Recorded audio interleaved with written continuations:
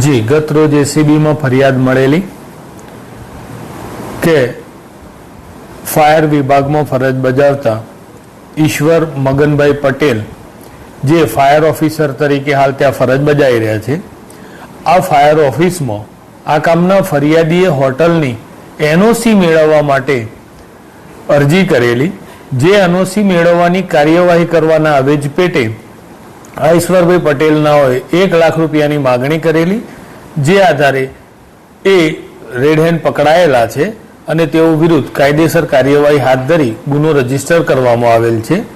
આ ઈશ્વરભાઈ પટેલ 1999 થી ફાયર વિભાગમાં ફરજ બજાવે છે, જેઓનો હાલનો પગાર 95,000 રૂપિયા છે. સર, કઈ બાબતને લઈને માંગી હતી અને અગાઉ પણ કોઈ છે એની પર એલિગેશન? હોટલ જે ફાયરની એનઓસી આવે છે, ફાયર એનઓસી મેળવવા માટે આમણે આ 1 લાખ રૂપિયા લાંચની માગણી કરેલી અને હવે અમારા ઇન્વેસ્ટિગેશનમાં જે પુરાવાઓ મળશે એ આધારે બીજી કાર્યવાહી પણ કરીશું અને અન્ય વિગતો જે કંઈ પણ સામે આવશે તમને અમે જણાવીશું. સર, બેંકની તપાસ થશે પ્રમાણસર નીકળ એ હવે જે પુરાવાઓ મળશે આગળ એ આધારે આગળ જે કાર્યવાહી કરવાની થતી હશે એ કરવામાં આવશે.